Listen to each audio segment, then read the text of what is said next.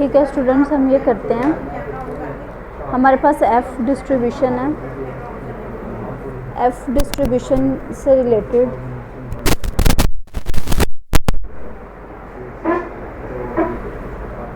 Find mode of F distribution. F distribution का mod calculate करना है। इसको किस तरह से कैलकुलेट करेंगे? आपको पता है मॉड क्या होता है? मॉड जो होता है वो हमारे पास ग्रेटेस्ट वैल्यू होती है या फिर हाईएस्ट वैल्यू होती है। जिस पॉइंट पे फंक्शन के एग्जिस्ट करती है वो मॉड कहलाता है। इसका जो सबसे पहले आपको डेंसिटी फंक्शन पता होना चाहिए। एफ डिस्ट्रीब्यूशन का ये डेंसिटी फंक्शन है। एफ डिस्ट्रीब्यूशन जो है वो कोई नई चीज़ नहीं है। बेसिकली ये दो पाई स्क्वायर वेरिएबल्स की जो है वो रेशियो होती है। यू के साथ उसकी डिग्री ऑफ फ्रीडम आ जाती है, वी के साथ उसकी डिग्री ऑफ फ्रीडम।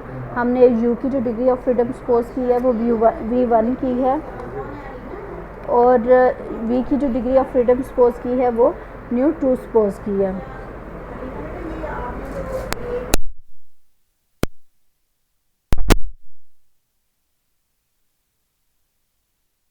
रेशियो है वो हमारे पास आता है एफ डिस्ट्रीब्यूशन आती है। अब इसका मॉड कैलकुलेट करना है तो डेफिनेटली आपको इसका डेंसिटी फंक्शन पता होना चाहिए। ये हमारे पास है इसका density function F of S is equal to F of capital F is equal to μ1/μ2 और इसकी पावर जो है वो μ1/2 है और इसकी पावर μ1/2 -1 है ओवर 1 + f। ये सारा जो है वो इन टर्म्स ऑफ f है।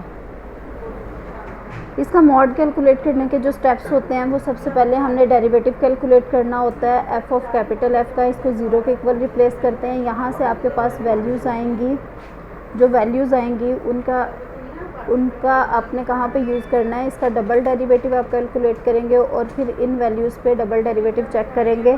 अगर तो ये लेस देन ज़ीरो होगा तो फंक्शन जो है जिस वैल्यू पे ये नेगेटिव होगा उस वैल्यू पे फंक्शन मैक्सिमम वैल्यू एज्यूम करेगा और उसी वैल्यू पे उसका मॉड एग्जिस्ट करता है। ठीक है, तो इसका देखें डेरिवेटिव जो जिन टर्म्स में f इन्वॉल्व नहीं है, with respect to f calculate कर रहे हैं ना, तो जिन टर्म्स में f इन्वॉल्व नहीं है वो हमने बाहर निकालनी और बाकी जिन टर्म्स में f इन्वॉल्व है यहाँ पे आपके पास क्वोशिएंट फार्मूला लग जाएगा। इस वाले का स्क्वायर, ये देखें ऑलरेडी यहाँ पे ओवर में 2 मौजूद है। स्क्वायर करने से इंटू 2 आ जाएगा, ये टर्म रह जाएगी। ये वाली टर्म यहाँ पे एज इट इज़ आ जाएगी। ये वाली जो टर्म है ओवर वाली टर्म एज इट इज़ आ जाएगी। आपको पता है ये फार्मूला आता है। उसके बाद इस फंक्शन का डेरिवेटिव आ जाएगा। यहाँ पे पावर रूल अप्लाई करेंगे। पावर पहले आ जाएगी, फिर पावर में से जो है वो 1 माइनस कर देंगे। यहाँ पे -1 भी आएगा। पावर में से 1 माइनस कर देंगे और फिर फर्दर डेरिवेटिव आ जाएगा। इसी तरह से बाकी सेकंड टर्म का भी आप कर सकते हैं। इसमें क्या करेंगे? ऊपर वाली टर्म एज इट इज़ आ जाएगी। ऊपर वाली टर्म एज इट इज़ आ जाएगी और इस फंक्शन का डेरिवेटिव लेंगे जिस पे पावर रूल अप्लाई करेंगे और फिर फर्दर डेरिवेटिव इसका आ जाएगा। चेन रूल भी यहाँ पे यूज़ होता है एक्चुअली।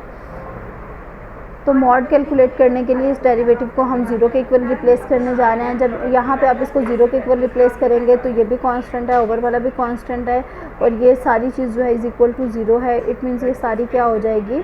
ज़ीरो हो जाएगी। अब ये वाली जो डिग्री ऑफ फ्रीडम है ये कभी भी ज़ीरो नहीं होगी, ये नॉन ज़ीरो रहेगी। तो इसलिए हमने कह दिया कि हमेशा नॉन ज़ीरो होती है। इट मीन्स जो बाकी ऊपर वाला एक्सप्रेशन था जिस पे हमने क्वोशिएंट रूल अप्लाई किया था वो ज़ीरो आ गया। ठीक है, इसको अरेंज वगैरह करेंगे या फिर आप इसको इस फॉर्म में भी कर सकते हैं। इस फॉर्म में थोड़ा सा इजी रह जाता है। μ1/2 -1 1 + f μ1/μ2 -μ1/μ2 इंटू दिस। ये सारे expression is equal to zero आ गया। इसमें से ये कॉमन आ रहा है तो आपने ये कॉमन लेके इसका एलसीएम लेके इसको सिंप्लीफाई कर लेना है।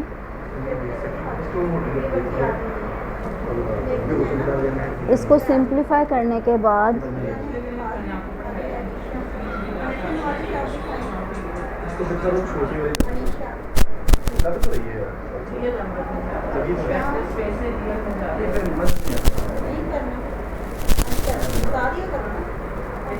ठीक है, इसको सिंप्लीफाई करने के बाद आपके पास f इसके इक्वल आ गया। मीन्स f की a की वैल्यू आई है। ठीक है, f की a की वैल्यू आई है तो यहाँ पे हम इसको देखेंगे कि ये वाली वैल्यू अगर आप सेकंड डेरिवेटिव में रिप्लेस करते हैं ठीक है, सेकेंड डेरिवेटिव में रिप्लेस करते हैं तो we obtain only one value where the derivative of the function is zero, so that the value is the mode of the distribution. आप यहाँ पे हमें पता है कि इन डिस्ट्रीब्यूशन का जो मॉड है यही होता है, इसलिए हम डायरेक्ट भी लिख सकते हैं।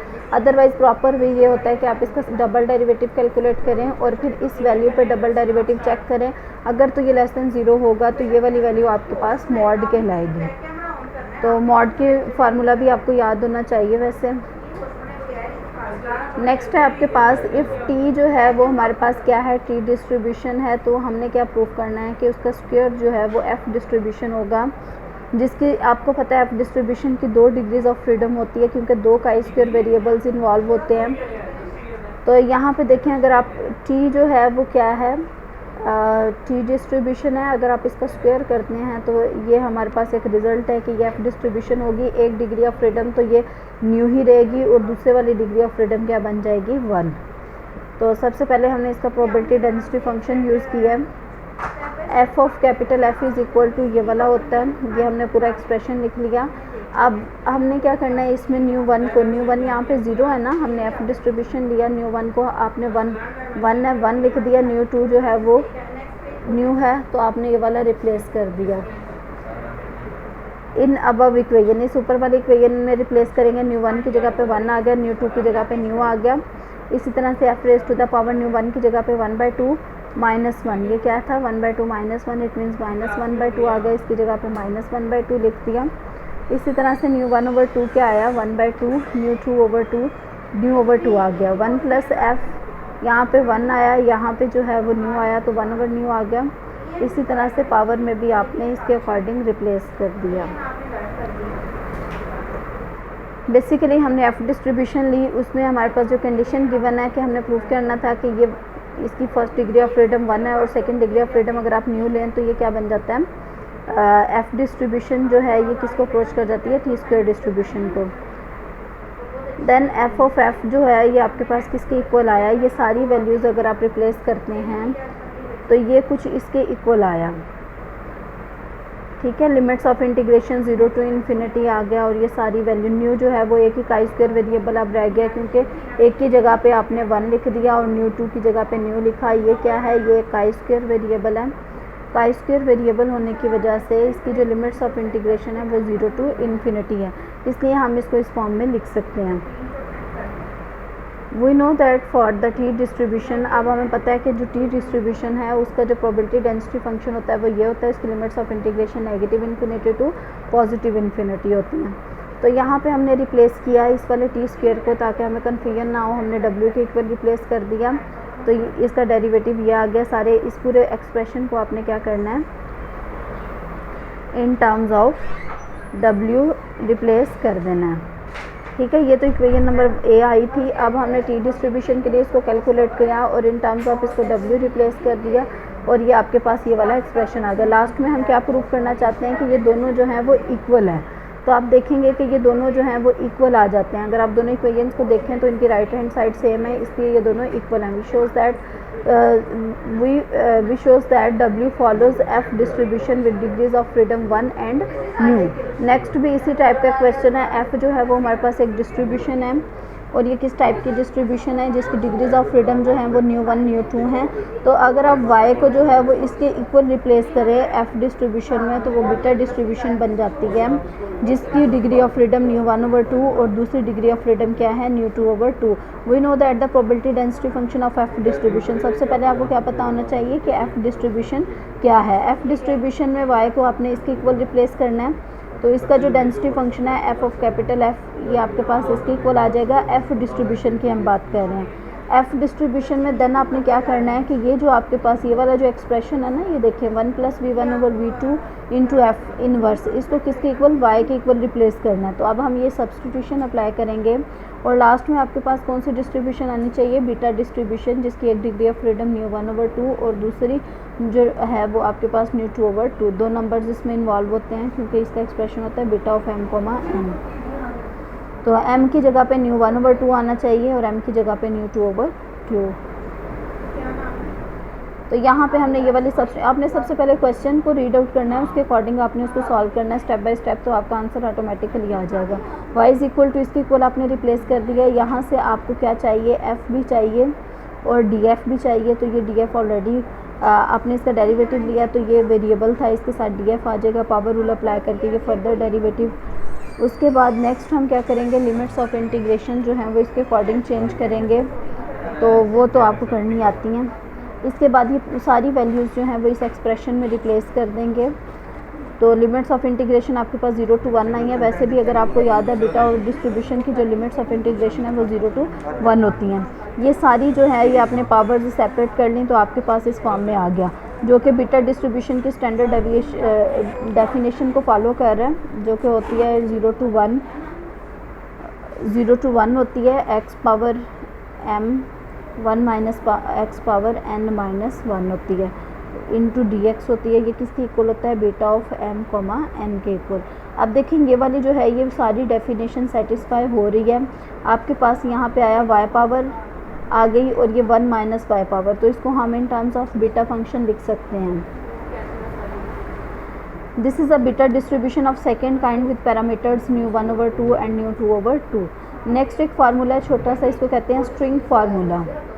ठीक है, ये क्या करता है, ये बेसिकली फैक्टोरियल को रिलेट करता है एक्सपोनेंशियल फंक्शन से। ये रिलेशनशिप है एक जो कि डिवेलप होता है between factorial and exponential function, factorial and exponential function में। ठीक है, एक्सपोनेंशियल फंक्शन में ये इन दोनों के दरमियान रिलेशनशिप है, जो कि एक्चुअली किसके इक्वल होता है कि n factorial is equal to n pi, n factorial is equal to है 2n pi square root into n raise to the power n e raise to the power minus n। अब देखें यहाँ पे क्या है, यहाँ पे भी n स्क्वायर रूट इन्वॉल्व है, means n raise to the power 1/2, और यहाँ पे n raise to the power n है। दोनों को कंबाइन करें तो n प्लस 1/2 आ जाता है। नेक्स्ट हम अगेन इसकी लिमिटिंग, हमने क्यों फार्मूला स्टडी किया है, क्योंकि ये नेक्स्ट थ्योरम के प्रूफ में हम इसको यूज़ करने जा रहे हैं। Derive pi square distribution as a limiting form of F distribution. मतलब अगर आपके पास एफ डिस्ट्रीब्यूशन है, इस पर लिमिट अगर आप अप्लाई करें तो ये किसको कन्वर्ट कर जाती है, काई स्क्वायर डिस्ट्रीब्यूशन को। ठीक है, इसकी जो लिमिटिंग फॉर्म है वो काई स्क्वायर डिस्ट्रीब्यूशन है। तो हम इसको देखते हैं इसका क्या मतलब है। जिस तरह से हमने कहा था कि अगर n इन्फिनिटी को अप्रोच करता है तो पॉइसन डिस्ट्रीब्यूशन जो है वो नॉर्मल डिस्ट्रीब्यूशन को कन्वर्ट कर जाती है, इसी तरह से इससे रिलेटेड भी है ये। सबसे पहले हमने देखा कि x जो है वो एक f डिस्ट्रीब्यूशन हमने ली है, f ऑफ ν1 कॉमा ν2। एक इसकी डिग्री ऑफ फ्रीडम ν1 है, सेकेंड इसकी डिग्री ऑफ फ्रीडम ν2 है। Then its density function is given by f of x से इसको आपने डिनोट किया। ठीक है, अब f की जगह पे हमने सिंपली x लिया ताकि हमें कन्फ्यूजन ना हो। तो ये आपने x से इसको डिनोट किया, तो f डिस्ट्रीब्यूशन के डेंसिटी फंक्शन में जहाँ जहाँ f था वहाँ वहाँ आपने क्या कर दिया, x से रिप्लेस कर दिया।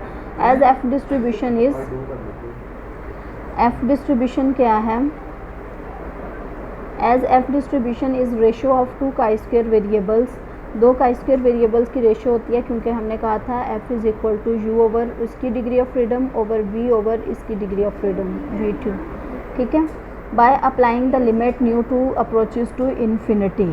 ठीक है, काई स्क्वायर वेरिएबल में ये हम क्यों अप्लाई कर रहे हैं, क्योंकि हमने कहा था कि काई स्क्वायर वेरिएबल में एक ही डिग्री ऑफ फ्रीडम थी जो कि n थी, जबकि f डिस्ट्रीब्यूशन में 2 डिग्रीज ऑफ फ्रीडम थी। तो अगर आपने इसको काई स्क्वायर में कन्वर्ट करवाना है तो इट मीन्स एक डिग्री ऑफ फ्रीडम हमें इन्फिनिटी को अप्रोच करनी पड़ेगी। तो हमने क्या कह दिया कि लिमिट जो है वो ν2 अप्रोचेस टू इन्फिनिटी है। ν2 अप्रोचेस टू इन्फिनिटी है, the F distribution will be converted into chi square distribution. क्योंकि एक डिग्री ऑफ फ्रीडम हमने इन्फिनिटी को अप्रोच करवा दी, इट मीन्स जस्ट एक डिग्री ऑफ फ्रीडम रह जाएगी ν1, और काई स्क्वायर में भी एक ही डिग्री ऑफ फ्रीडम होती है। तो नेक्स्ट हम चेक करेंगे कि क्या ये इक्वल आते हैं कि नहीं आते। The F distribution will be converted into chi square distribution with degree of freedom ν1। इसकी डिग्री ऑफ फ्रीडम क्या होगी, ν1 होगी। Applying limit ν2 approaches to infinity, हम क्या करने जा रहे हैं कि ν2 को इन्फिनिटी की तरफ अप्रोच करवाएंगे, जो अभी आपने इक्वेशन डेवलप किया। तो देखें ν2 को जब हम इन्फिनिटी को अप्रोच करवाएंगे तो कौन कौन सा एक्सप्रेशन यहाँ से ख़त्म होगा। तो सबसे पहले तो जिन टर्म्स में ν2 इन्वॉल्व नहीं है उनको आपने सेपरेट कर लिया। तो यहाँ पे ये वाला एक्सप्रेशन कुछ इन्वॉल्व हुआ इस फॉर्म में। यहाँ पे हम n फैक्टोरियल की डेफिनेशन अप्लाई करने चाह रहे हैं, क्योंकि आपको पता है गैमा फंक्शन और फैक्टोरियल फंक्शन आपस में लिंक्ड होते हैं। गैमा ऑफ n जो होता है ये बेसिकली किसके इक्वल होता है, इसमें से 1 माइनस करें तो इसका फैक्टोरियल बन जाता है। तो अब हम नेक्स्ट इसको फैक्टोरियल में कन्वर्ट करने लगे हैं। तो n फैक्टोरियल जो है अभी हमने स्ट्रिंग फार्मूला पढ़ा है, 2 pi square root n raise to the power n plus 1/2 e raise to the power minus n आ जाएगा। अब उसके बाद हमने गैमा ऑफ ये वाली टर्म ली, अगर आप इसको फैक्टोरियल के फॉर्म में लिखें तो वो -1 फैक्टोरियल होता है। ठीक है, यहाँ पे ये -1 फैक्टोरियल ओवर में ये वाली दोनों टर्म ली, एक गैमा ऑफ न्यू 1/2 और दूसरी आपके पास गैमा ऑफ न्यू 2/2। ठीक है, ये सारी टर्म्स आपने ले लेनी है। इन पे हमने फैक्टोरियल की टर्म्स में इसको लिख लिया, इसको फैक्टोरियल के टर्म्स में आपने लिख लिया। ये -1 का फैक्टोरियल, ये भी साथ में -1 ऐड हो जाएगा और ये आपके पास क्या आ जाएगा, nu 2 raised to the power nu 1/2 as it is आ जाएगा। ठीक है, अब जब हमने ये लिखा था n फैक्टोरियल बेसिकली किसके इक्वल था, 2 पाई स्क्वायर रूट था। ठीक है, 2 पाई स्क्वायर रूट था, 2 pi square root into n raise to the power n plus 1/2, मतलब जिसका फैक्टोरियल है वो आपने लिखना है और उसकी पावर जो है वो n प्लस 1/2 आ जाएगी। ठीक है, एक्सपोनेंशियल फंक्शन की पावर -n है। -n का क्या मतलब है कि जिसका फैक्टोरियल आप ले रहे हैं तो ये माइनस टाइम आ जाएगी। ये देखें, ये माइनस टाइम, ये माइनस टाइम। तो इस तरह से स्ट्रिंग फार्मूला अप्लाई करके आपने ये वाला स्टेप कंप्लीट कर लिया। इसके बाद आपने इसको सिंप्लीफाई करना है और जो आपके पास वैल्यू आएगी उसको हमने प्रीवियस इक्वेशन में रिप्लेस कर देना है। और लिमिट अभी स्टिल एग्जिस्ट कर रही है, limit nu 2 approaches to infinity. ये हम क्यों कर रहे हैं, ताकि हमारे पास न्यू 2 जो है वो सेपरेट हो जाए, ताकि हमारे पास जो एक्सप्रेशन है वो अनडिफाइंड ना हो। Limit nu 2 approaches to infinity, इसमें भी न्यू 2 इन्वॉल्व है, इसमें भी न्यू 2 इन्वॉल्व है। तो आप देखें यहाँ पे आप ये वाला फार्मूला अप्लाई कर सकते हैं। 1 माइनस 2/2 है, तो इसकी पावर क्या होनी चाहिए थी, -2/2 होनी चाहिए थी। तो हमने -1 इसकी पावर ले ली, तो इस तरह से ये e का फार्मूला ये बनता है, पावर -1 आ गई। इसी तरह से इसको देखें, न्यू 2 जो है वो इन्फिनिटी को अगर आप अप्रोच करवाएं, यहाँ पे देखें इसकी पावर कुछ भी मेंशन नहीं है। तो न्यू 2 अगर आप इन्फिनिटी को अप्रोच करवाएंगे तो यहाँ पे ये 1 आ जाएगा। तो e इनवर्स किसके इक्वल आया, e इनवर्स किसके इक्वल आया, 1/e आया। Limit nu 2 approaches to infinity अगर आप करें तो ये आपके पास ये वाला एक्सप्रेशन इस फॉर्म में आ गया। ठीक है, पुटिंग वैल्यूज़ इन, तो आपने ये वाली वैल्यूज़ जो हैं वो रिप्लेस की। ये वाली वैल्यूज़ जब आप यहाँ पे रिप्लेस करेंगे तो ये भी अगेन e की डेफिनेशन को सेटिस्फाई करेगा, e raise to the power nu 1/2 -1। तो न्यू 2 को जब आप इन्फिनिटी को अप्रोच करवाएंगे इस एक्सप्रेशन में, ये सारी वैल्यूज़ जो भी हमने कैलकुलेट की हैं ये रिप्लेस करेंगे तो आपका आंसर क्या आएगा, आफ्टर सिंप्लीफिकेशन ये आ जाएगा इस फॉर्म में। ठीक है, ये पावर्स आपने देख लेनी है। अगर एक्सप्रेशन ऊपर लेके जा रहे हैं तो वो डेफिनेटली पावर का साइन चेंज हो जाएगा, अगर ओवर में लेके आ रहे हैं तब भी चेंज हो जाएगा। तो limit nu 2 approaches to infinity f(x) dx, ये किसके इक्वल आया, ये न्यू 1 एज इट इज़ आ गया और x raise to the power nu 1/2 -1। तो x के साथ हमने raise to the power nu 1/2 -1 है। तो आपने इनकी पावर्स को जहाँ पे कंबाइन होना है वो कर दी, तो ये इस फॉर्म में आ गया। नेक्स्ट रिप्लेस करने लगे हैं न्यू 1x/2 को। न्यू 1x/2 को हमने y के इक्वल रिप्लेस किया ताकि हम लास्ट में जो है वो गैमा फंक्शन की डेफिनेशन अप्लाई कर सकें। तो डेरिवेटिव वगैरह यूज़ किया, इसका डिफरेंशियल लिया और ये सारी वैल्यूज़ जो हैं वो इस एक्सप्रेशन में रिप्लेस कर दी। Which is the probability density function of chi square distribution. chi square distribution का अगर आपको डेंसिटी फंक्शन याद हो तो ये वाला बनता है और इसकी ये वाली जो n बेसिकली होता है ये n/2 -1, तो तब इसकी डिग्री ऑफ फ्रीडम n बनती है। हमारे केस में ये न्यू 1/2 -1 है, इट मीन्स इसकी डिग्री ऑफ फ्रीडम क्या बन गई, न्यू 1 बन गई। जस्ट कैलकुलेशंस एंड रिप्लेस करना आपको आता है। नेक्स्ट एक रिजल्ट है straight and proof central limit theorem. Central limit theorem क्या होता है if a random variable defined on an infinite population, अगर एक रैंडम वेरिएबल है जो कि इनफाइनाइट पॉपुलेशन पे डिफाइंड है, with mean mu and variance sigma square. Population mean आपको पता है म्यू होता है, वेरिएंस सिग्मा स्क्वायर होता है। Sample of N independent observations, उसमें से आपने एन ऑब्जर्वेशंस का सैम्पल चूज़ किया है, is selected from this population, then X bar minus mu over sigma over N square root. ये जो sigma over N square root होता है ना, ये बेसिकली हमारे पास सिग्मा एक्स बार होता है, ठीक है। Follows a standard normal distribution as N approaches to infinity, तो ये क्या फॉलो करेगी, स्टैंडर्ड नॉर्मल डिस्ट्रीब्यूशन फॉलो करेगी। नेक्स्ट है find mode of the chi square distribution. Suppose X follows a chi square distribution with degrees of freedom n